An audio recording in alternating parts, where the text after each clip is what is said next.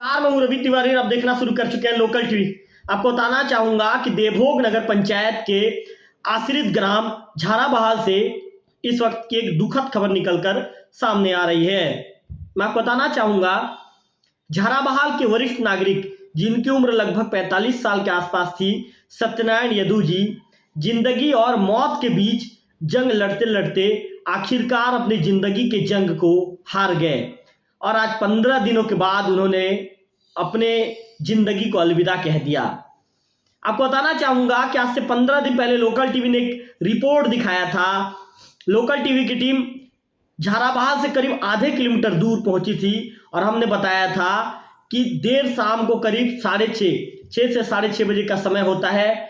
सत्यनारायण यदू जी, महादेव यदू जी और इसके साथ साथ एक और अन्य व्यक्ति डोहेल की तरफ से इवनिंग वॉक करके, शाम को वॉक करके पैदल चलते हुए अपने घर झाराबहाल की ओर लौट रहे थे। इस दौरान जो गोहरापदर की ओर से आ रहे एक उड़ीसा इच्छापुर का जो संबंधित जो व्यक्ति है, वो निवासी है वहाँ का, इच्छापुर का एक व्यक्ति पीछे से वाहन जो सत्यनारायण यदू जी है उनको पीछे से ठोकर मार देता है। वो व्यक्ति गोहरापदर से देवभोग की ओर जा रहा था। प्रारंभिक पूछताछ में पता चला था, पुलिस के पूछताछ में, कि संबंधित व्यक्ति इच्छापुर जा रहा था, उड़ीसा इच्छापुर। जैसे ही सत्यनारायण यदू जी को ठोकर मारता है, सत्यनारायण यदू जी वहां पर बेहोश हो जाते हैं। तत्काल महादेव यदू के साथ ही एक अन्य जो ग्रामीण रहते हैं घबरा जाते हैं। 108 संजीवनी वाहन को फोन किया जाता है और इसके बाद देवभोग के सामुदायिक स्वास्थ्य केंद्र लेकर सत्यनारायण यदू जी को पहुंचते हैं। जब देवभोग के सामुदायिक स्वास्थ्य केंद्र लेकर पहुंचते हैं, वहां पर इनका उपचार किया जाता है तो उनके बॉडी में किसी तरह की हलचल नहीं होता। हालांकि उनकी सांस चल रही होती है, हलचल किसी तरह कोई नजर नहीं आता। देवभोग के सामुदायिक स्वास्थ्य केंद्र में लगभग घंटे भर तक प्राथमिक उपचार देने के बाद डॉक्टरों की टीम उनकी गंभीर स्थिति को देखते हुए, चूंकि उनके सिर में चोट लगा हुआ होता है, उनके सिर के पिछले हिस्से में, तो उन्हें उच्च सेंटर के लिए डॉक्टरों की टीम, देवभोग के डॉक्टरों की टीम रेफर कर देती है। परिजन लेकर उन्हें उच्च सेंटर के लिए निकलते हैं। इसके बाद पहले तो उन्हें एक सरकारी अस्पताल में दाखिल करवा दिया जाता है। वहां पे स्थिति नहीं सुधरने के चलते उन्हें प्राइवेट अस्पताल में लाया जाता है और प्राइवेट अस्पताल में उनका उपचार शुरू होता है। उनके जो डॉक्टर जैसा जैसा कहते हैं, परिजन वैसा वैसा करवाते चले जाते हैं और उनका जो उपचार है, उनका उपचार पिछले 15 दिनों से लगातार जारी था। आज बताना चाहूंगा कि आज लगभग 22 तारीख का दिन है, 22 जनवरी का दिन है। 2 जनवरी को एक घटना घटा था और आज लगभग इस घटना को 20 दिन बीत चुके हैं। 20 दिन से सत्यनारायण यदू जी जिंदगी और मौत के बीच हर रोज एक नई जंग लड़ रहे थे। सत्यनारायण यदू जी जिस तरह से जिंदगी और मौत के बीच जंग लड़ रहे थे, जूझ रहे थे, उनके परिजनों को उम्मीद थी, उनके चाहने वाले को उम्मीद थी, झाराबहाल गांव के लोगों को उम्मीद थी कि सत्यनारायण यदू जी मौत को मात देकर अपनी जिंदगी की नई जंग फिर से शुरू कर लेंगे। एक नया सवेरा होगा और सत्यनारायण यदू जी उस नए सवेरे में उठ जाएंगे और अपने परिजनों से कहेंगे, अब मैं ठीक हो गया हूं, अब मैं धीरे धीरे ठीक हो रहा हूं, आप ज्यादा मेरी चिंता मत कीजिए। परिजनों को ऐसी उम्मीद थी। सत्यनारायण यदू जी से मेरे भी पर्सनल बहुत अच्छे संबंध थे।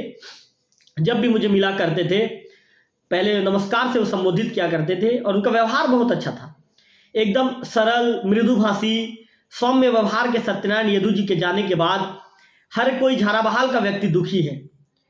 मैं आपको बताना चाहूंगा कि जो सत्यनारायण यदू जी मार्केटिंग देवभोग में, विपणन संस्था देवभोग में पिछले 5 साल से सेल्समैन, विक्रेता के पद पर पदस्थ थे।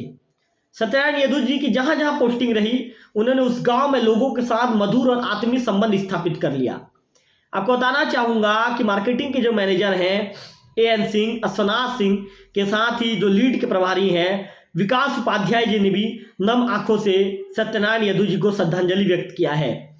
विकास जी ने कहा कि हमने एक अपने सच्चे और कर्मठ सिपाही जो कर्मचारी है उसे खो दिया है। विकास जी के मुताबिक सत्यनारायण यदू जी पिछले 5 सालों से मार्केटिंग में कार्य कर रहे थे और वो एक ऐसे जुझारू कर्मचारी थे कि तय समय में वो ड्यूटी पहुंचते थे और जब भी कोई रिपोर्ट कार्यालय में जमा करनी होती थी तो सत्यनारायण यदू जी उस रिपोर्ट को भी तय समय में जमा करते थे। संस्था के कर्मचारियों के साथ, संस्था के अधिकारियों के साथ उनका व्यवहार इतना मिलनसार था, इतना आत्मीय संबंध था उनका, इतना मधुर संबंध था। क्या सत्यनारायण जी के जो निधन की खबर सुनने के बाद हर कोई भरोसा नहीं कर पा रहा है कि वो सत्यनारायण, जो हंसता खेलता चेहरा, जो सबके बीच में खिलखिलाता चेहरा, जो मिलने के बाद अपने सुख दुख शेयर करने वाला चेहरा, हम सबके बीच से कैसे विदा हो गया। आज कोई भरोसा नहीं कर पा रहा है। मैं आपको बताना चाहूंगा कि लोकल टीवी से बातचीत के दौरान सत्यनारायण यदु जी के जो भतीजे हैं रमेश यदु जी ने इसकी पुष्टि कर दी है। उन्होंने बताया कि कुछ देर पहले मेरे जो चाचा है सत्यनारायण यदु जी की निधन की खबर मुझे प्राप्त हुई है। रमेश यदु जी ने बताया, रमेश यदु जी विक्रेता है, रमेश यदु जी ने बताया कि जैसे ही सत्यनारायण यदु जी के निधन की खबर हमारे गांव तक पहुंची है, पूरे गांव में मातम पसर गया है, पूरे गांव में गमगीन माहौल हो गया है। घर के लोग दुखी हैं, हर कोई चिल्ला चिल्ला कर सत्यनारायण यदु जी को रोते हुए याद कर रहा है। रमेश का कहना है कि हमारे लिए ये अपूर्णीय क्षति है, इस क्षति को कभी भर पाना हमारे लिए संभव नहीं होगा। रमेश यदु ने बताया कि वो मेरे चाचा कम मेरे दोस्त ज्यादा थे। मैं हमेशा मेरे चाचा सत्यनारायण यदु जी से मेरे सुख दुख की बातों को शेयर किया करता था। हमेशा उनके साथ जब भी मेरी मुलाकात होती थी, घर परिवार को लेकर मेरे से पूछा करते थे कि बेटा घर में चीजें कैसे चल रही है, बेटा घर में ये सब चीज कैसा है, तुम्हारा काम कैसा है। चूंकि दोनों एक संस्था में काम किया करते थे तो कामकाज को लेकर भी आपस में दोनों एक दूसरे से चर्चा किया करते थे, कामकाज की बातों को भी दोनों आपस में शेयर किया करते थे। मैं आपको बताना चाहूंगा कि सत्यनारायण यदु जी को ये पता नहीं था कि जब 2 तारीख को जब वो निकलेंगे, आज से 20 दिन पहले जब वो निकलेंगे, इवनिंग वॉक पर निकलेंगे, चूंकि सत्यनारायण यदु जी अपने शरीर के प्रति काफी गंभीर थे, अपने स्वास्थ्य के प्रति। ऐसे में वो हर रोज इवनिंग वॉक पे निकला करते थे। उनके जो मित्र हैं महादेव यदु जी के साथ ही एक अन्य मित्र है, इनके साथ ही इवनिंग वॉक में निकला करते थे। सत्यनारायण यदु जी को ये भरोसा नहीं था कि कहीं ये मेरा अंतिम इवनिंग वॉक होगा। जी हाँ, उनके जीवन का ये अंतिम इवनिंग वॉक भी साबित हुआ।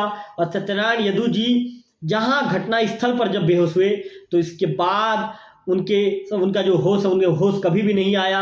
उनके शरीर में सिर्फ हलचल होता था, कभी उनकी उंगलियां हिलती थी, कभी उनके हाथ का उंगली हिलता था, कभी उनके पैर का उंगली हिलता था, जिसके चलते वहां अस्पताल में मौजूद उनके परिजनों को भरोसा था कि जो हमारे चाचा जी हैं, हमारे चाचा जी, हमारे जो उनके जो छोटे भाई हैं, बोलते थे हमारे बड़े भाई हैं, हम सबके बीच फिर से स्वस्थ होकर लौट आएंगे।